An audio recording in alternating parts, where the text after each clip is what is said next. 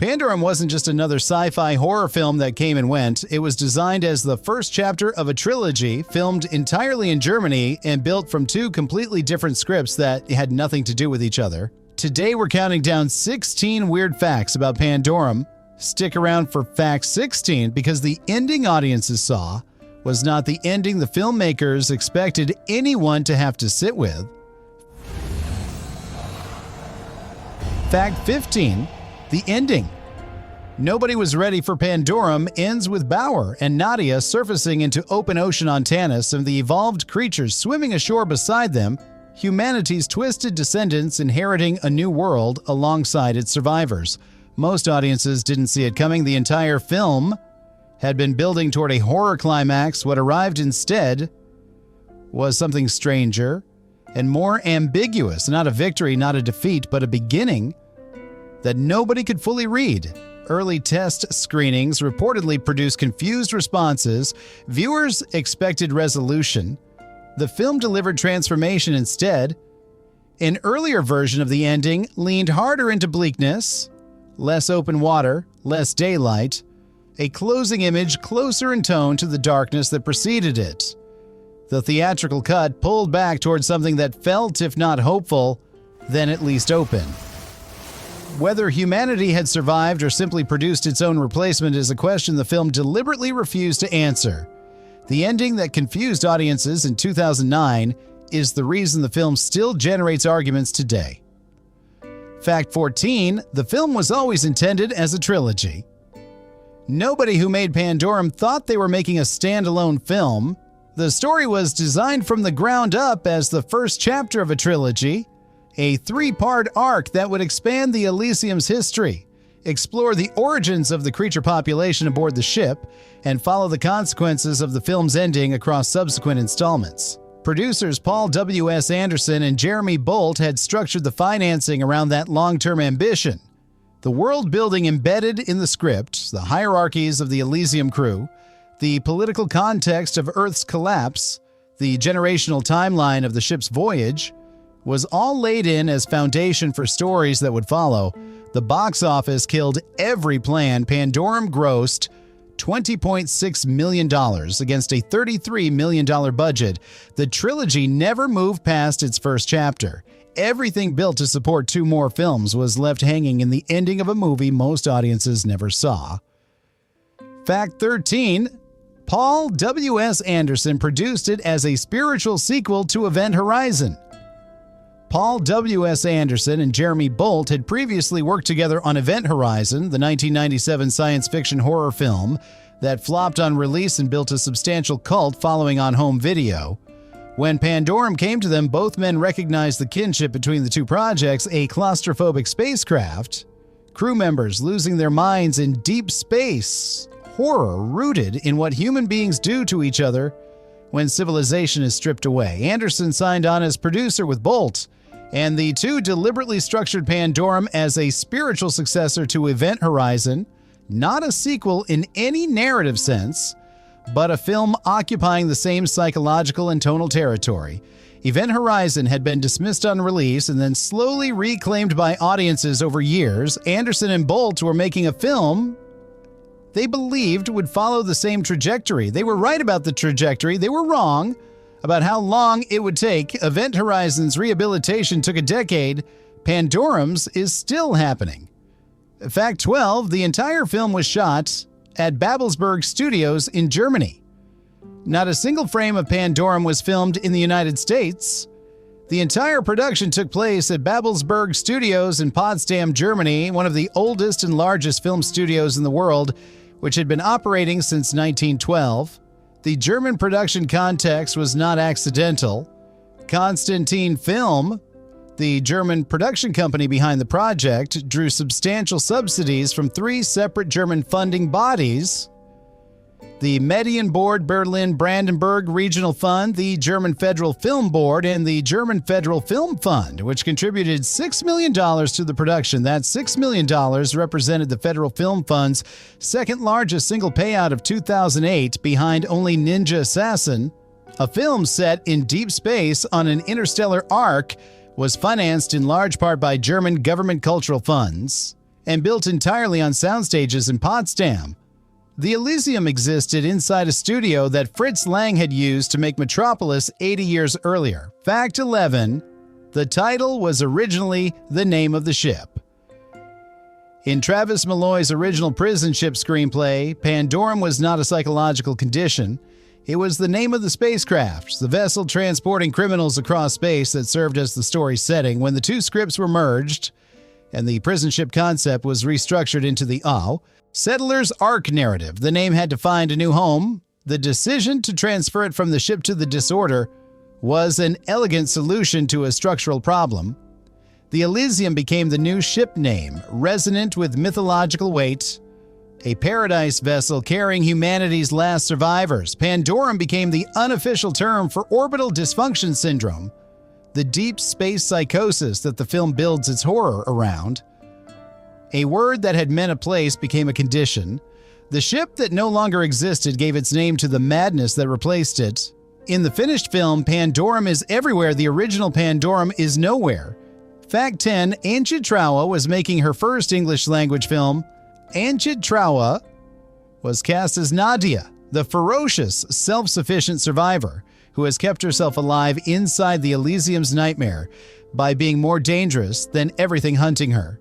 It was Trouwe's first English-language role. She was a German actress with strong stage and screen credits in her home country, but essentially unknown to international audiences. The role required physical intensity, combat choreography, and the ability to hold her own opposite Ben Foster. In some of the film's most demanding sequences, she delivered all of it.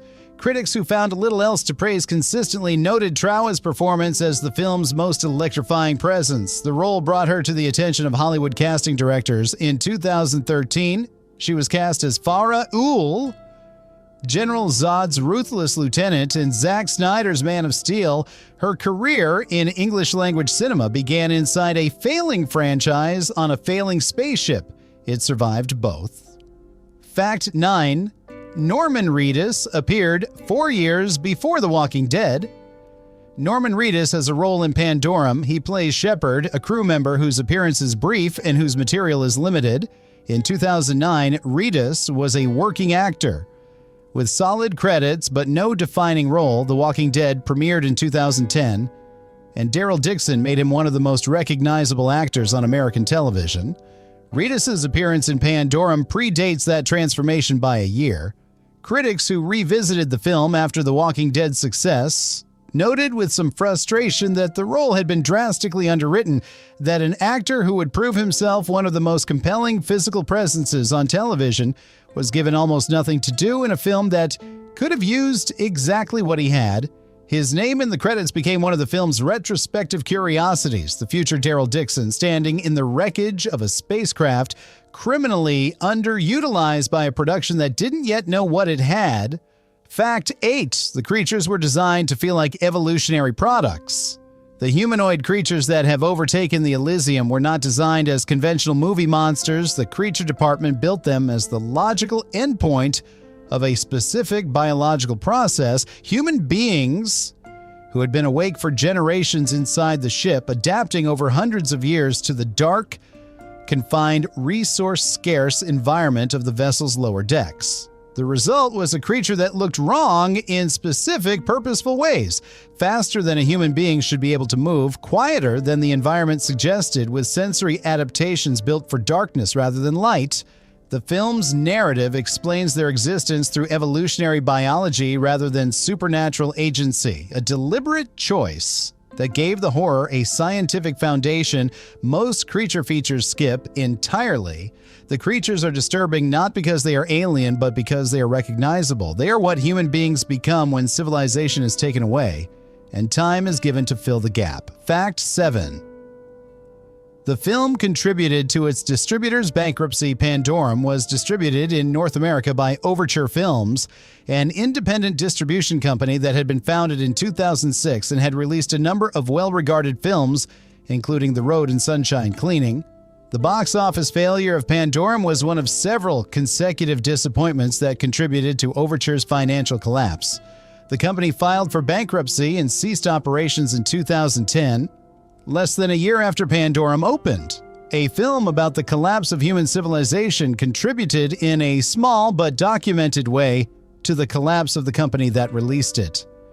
Overture's library was acquired by other distributors after the bankruptcy. The films it had released continued to exist.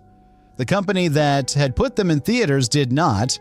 Pandorum's box office had helped build a real-world institutional failure that echoed with uncomfortable precision the institutional failure at the center of its own story.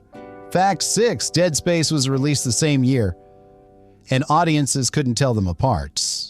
In October 2008, 11 months before Pandorum opened in theaters, Electronic Arts released Dead Space, a survival horror video game set aboard an abandoned interstellar mining vessel overrun by mutated humanoid creatures. Players navigated claustrophobic corridors, managed limited resources, and pieced together what had happened to the crew through environmental storytelling and recorded logs.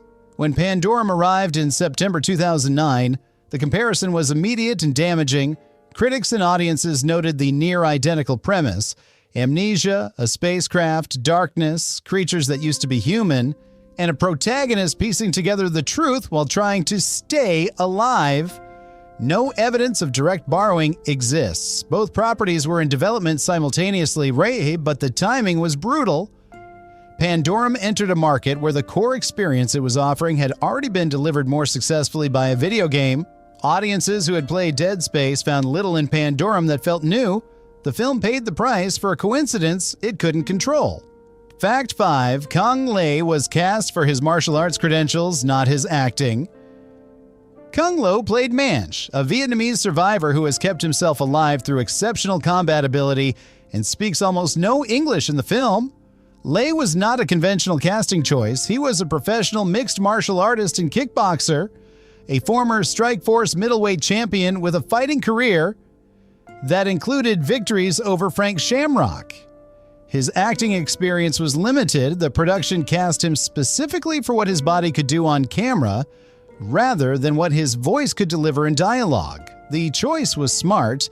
Man's near silence turned a casting limitation into a character strength. A man whose entire relationship with the world around him is expressed through physical action rather than language. Lee's real combat background gave the fight sequences an authenticity that no trained actor performing choreography could have replicated. The most physically convincing presence in the film was the one with the least conventional acting preparation. Fact 4, Ben Foster prepared by studying sensory deprivation. Ben Foster's preparation for Corporal Bauer went beyond conventional character research. The role required him to play a man emerging from extended hypersleep with no memory of who he is, where he is, or what has happened to the world he left behind. A complete psychological reset from which the entire performance had to rebuild itself. Foster researched sensory deprivation and sleep deprivation specifically, studying the cognitive and emotional effects of extended isolation on the human mind. He wanted the disorientation in the early scenes to feel physiologically accurate. Rather than cinematically convenient, the work is visible in the first act of the film. The confusion, the physical unsteadiness, the way the character's identity reassembles itself in fragments rather than arriving whole. Foster was one of the most consistently committed actors of his generation. A $33 million science fiction horror film got the same level of preparation he brought to everything else. The box office didn't reflect it. The performance did. Fact 3, the ship's name was chosen for mythological weight. The Elysium was not a randomly selected name for humanity's interstellar arc. In Greek mythology, Elysium, or the Elysian Fields, is the paradise where the souls of the heroic and virtuous rest after death. It is the afterlife promised to those who lived well. The production chose the name deliberately, understanding what it would mean to set a story of cannibalism, madness, and evolutionary horror aboard a vessel named for paradise. Every scene set inside the ship's rotting corridors, its creature-haunted darkness, its collapsed social structures, carries the weight of that irony. Humanity named its last hope after paradise and built hell inside it. The Elysium is the most pointed piece of world building in the film, a name that tells you everything about the gap between what human beings intend and what they create when survival strips away everything else. The filmmakers named the ship carefully and then spent 108 minutes proving the name wrong. Fact 2. The film sank before anyone could find it. Pandorum opened on September 25th, 2009, the same weekend as Surrogates, Fame, and Paranormal Activity. Paranormal Activity had been made for $15,000 and would go on to gross $193 million worldwide, becoming one of the most profitable films in history. Relative to its budget, it consumed the horror audience entirely. Pandorum, with its $33 million production budget, its German studio infrastructure, and its ambitions toward a 3-film franchise, opened against a film that had cost less than a used car and was redefining what horror audiences were willing to show up for. The marketing for Pandorum had positioned it as a visceral action horror experience. What audiences wanted that weekend was the found footage terror of a camera shaking in a suburban bedroom. Pandorum never recovered from its opening weekend. A film about humanity failing to survive its own ambition failed to survive its own release. The irony was not lost on anyone who had actually watched it. Fact 16. The ending. Nobody expected to be the final one. Pandorum ends with Bauer and Nadia surfacing from the flooded Elysium into open ocean after the ship having sunk to the bottom of an alien sea during the centuries of the voyage. Around them, the planet Tanis stretches out, lush, breathable, alive. The creatures that had terrorized them inside the ship pour out of the wreckage and swim toward shore. The evolutionary descendants of the original human crew adapted for this new world. Humanity has arrived. It looks nothing like anyone planned. The ending was designed as a beginning, the launch point for a sequel that would explore the colonization of Tanis, the relationship between the biological human survivors and their evolved counterparts, and the consequences of building a civilization from the wreckage of the one that failed. The filmmakers expected audiences to leave the theater asking what happened next. Instead, they left in small enough numbers that the question never got an answer.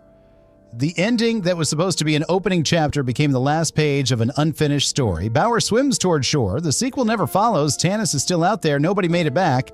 And there you have it, 16 weird facts about Pandorum. A film designed as a trilogy, built in Germany, released against a $15,000 horror movie, and still waiting for the sequel it earned. Which fact hit hardest? Drop it in the comments. Subscribe for more deep dives into the sci-fi films that deserved a second chance and never got one. Until next time.